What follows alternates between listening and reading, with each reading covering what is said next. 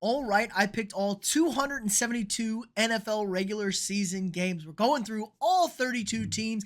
NFC West today, our final NFC division. Let's hop on into it. Okay, starting things off, the Seattle Seahawks 10-7 last year. Pretty solid overall. Did not make the playoffs, kind of faded late. They go and sign Sam Darnold to a very lucrative free agent contract. They trade away Geno Smith, also bring in wide receiver Cooper Kupp, DeMarcus Lawrence, Marcus Valdes-Scantling, some old boys in there to try and get it done.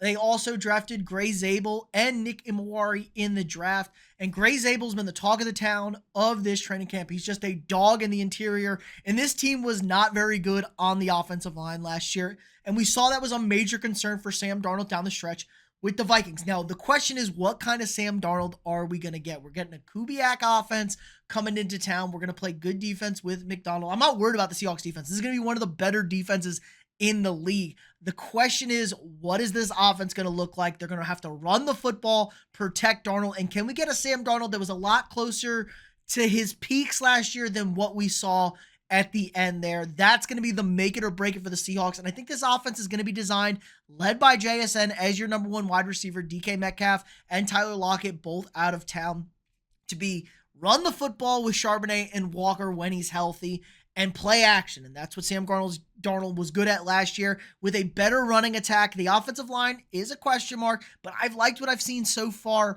from this team. The zone blocking scheme can cover for a lot of holes on a bad offensive line.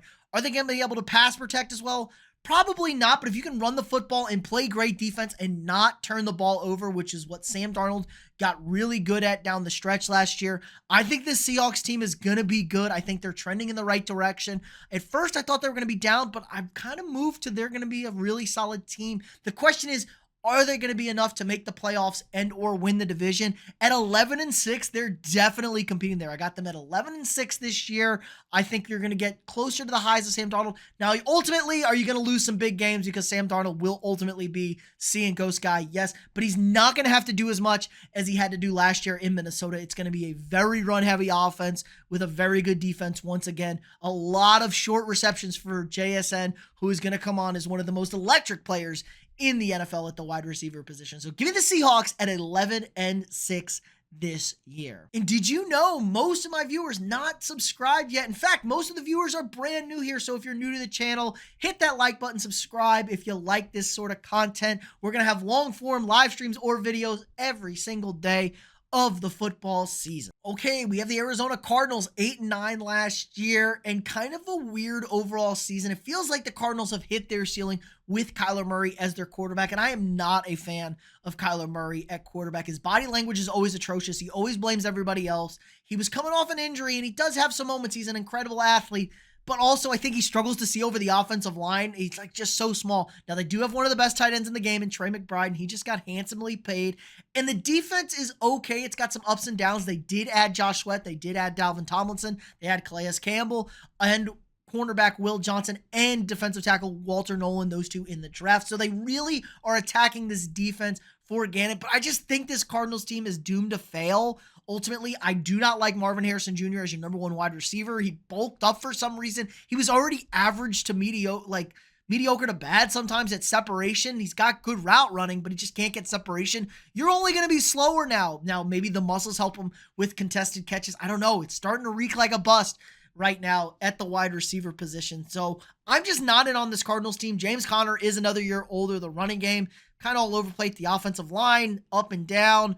I'm just out. I'm out on the Cardinals, man. I thought they were trending in the right direction. I'm never going to be in on a team with Kyler Murray at quarterback. And I think I could see Kyler Murray fading and quitting on this team very early.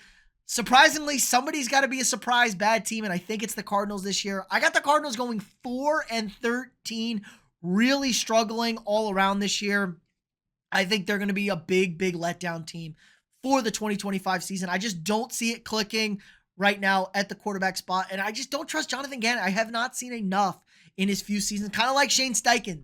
Letdowns as head coaches, good coordinators, letdowns overall. So a team I thought was trending the right direction the last few years, kind of going in a weird spot now. Give me the Cardinals at 4-13. Okay, the LA Rams 10-7 last year ultimately won the NFC West, your division champs, after a weird slow start. and they won a playoff game, beat my Vikings in the wild card round, and they pushed the Super Bowl champion Eagles to the brink in a blizzard in Philadelphia. So this was a really good year last year. This defense has got a lot of young talent on it, and it's getting better. Now, are they going to have some up and downs like young players do? Absolutely. I think the Rams defense might take a little bit of a slide back. They do add wide receiver Devontae Adams. They draft tight end Terrence Ferguson and running back Jarquez Hunter to put with Kyron Williams. Look, Puka Nacua and Devontae Adams could be a very deadly duo there. But Matthew Stafford's back injury is starting to really concern me now. He's practicing, he's going out there, but Matt Stafford is not getting any younger, and it's just not going to go away. He's going to take a beating. He's going to get beat up. The offensive line was pretty bad last year. They had some bright spots, but I do think they're going to be up and down once again. I'm really worried about the Stafford injury now. If anybody can do it, it's going to be Matt Stafford. It's going to be Sean McVay. I just think we're going to see a little bit of a slide back here for the Rams. Again, a first place schedule. It's pretty tough navigating this schedule. They got some weird early games. Like, I hate that they're playing the Texans week 1. That Texans pass rush is going to wreak havoc on an injured Matt Stafford who hasn't been there all camp, essentially. Like, he's only had the last week or so. So we're going to rely heavily on the run game and Puka Nacua. I think it's going to take a little bit for Devontae Adams, because I do think Adams has something a little bit left in the tank, but he's really not the Hall of Fame quality wide receiver we've known in years past. So I think the Rams are going to slide back due to the Matt Stafford injury. We might see a couple of Jimmy Garoppolo starts. Now, Jimmy G looked good in the preseason, but like, we know what Jimmy G is ultimately as a starting quarterback at this time in the NFL. Some people are going to be a little surprised here. I'm down on the Rams. I got the Rams going 8-9 this year and missing the playoffs. Just too many question marks at that quarterback position. Because, like, if Stafford's hurt, like really gets hurt, and he misses a large chunk of time, we saw how bad this Rams team can get. As good as Sean McVay is, I just don't think there's enough talent there to overcome a Matt Stafford injury, just like most teams. So give me 8-9 for the Rams and missing the playoffs in 2025. Okay, after the year from hell for the San Francisco 49ers going 6-11 last year, they kind of rebalance this team. The injuries to this team last year were just so devastating. And I thought Brock Purdy actually did a pretty good job with how limited he was at the offensive positions. The offensive line was beat up. Christian McCaffrey was hurt. Brandon Ayuk's dead. Like, everything went wrong for this 49ers team. Now they find themselves with a 4th place schedule and a very favorable schedule overall with their matchups this year. They do bring back Robert Saleh to coach this defense, and that was kind of the big loss of this team. This defense was not good last year. They lost their edge that we have known for this dominating 49ers teams. Now, are we at a point where Kyle Shanahan may have run his course as the guy in San Francisco? You can only do so much, not get over the hump, and keep hold of that team. Now they kind of retool everything. They lose guys like Drake Greenwald and Hufanga on the defense, and Leonard Floyd. They trade away Jordan Mason. They lose Jalen Moore with depth at tackle. Trade away Deebo Samuel. Charvarius Ward's out, but they draft Mykel Williams. In the draft, they draft Alfred Collins. They draft Nick Martin, the linebacker. They bring in Trey Brown and Demarcus Robinson. But this team is also like super banged up. They're like trying to trade for receivers and running back still. They just trade for Brian Robinson. So I do like B-Rob as an insurance policy for Christian McCaffrey. But we're kind of relying on Christian McCaffrey to be back to a McCaffrey that we saw last year, or saw 2 years ago. Not the McCaffrey we saw last year. Please, God, if we get that McCaffrey, they're in real trouble. I think Saleh still got a lot of great defensive coaching. And then we saw the Jets defense fall off a cliff when he was fired as the head coach. He knows how to coach defense, so their defense is going to be better. The schedule, very favorable. Again, I don't love they're dealing with the injuries, but I think Brock Purdy took the right steps last year, and he's going to keep taking those steps this year. I got the Niners competing for this division title in the NFC West, but not quite good enough. I got them going 10-7, taking home the wild card in the NFC West. So your Seattle Seahawks going to win this division. I know I'm surprised too after I picked all these things out. Seattle at 11-6. So let's recap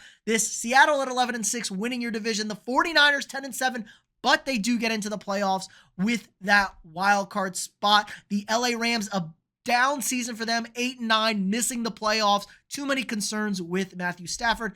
And the Arizona Cardinals, maybe your surprising bad team this year. 4-13, head coach fired, Kyler Murray shipped out of town. So a lot of weird question marks in the NFC West. Again, if you haven't already, hit that like button, subscribe to the channel. We got daily sports content, long form, every single day of the football season. Again, like, subscribe, and share, and I'll see y'all tomorrow.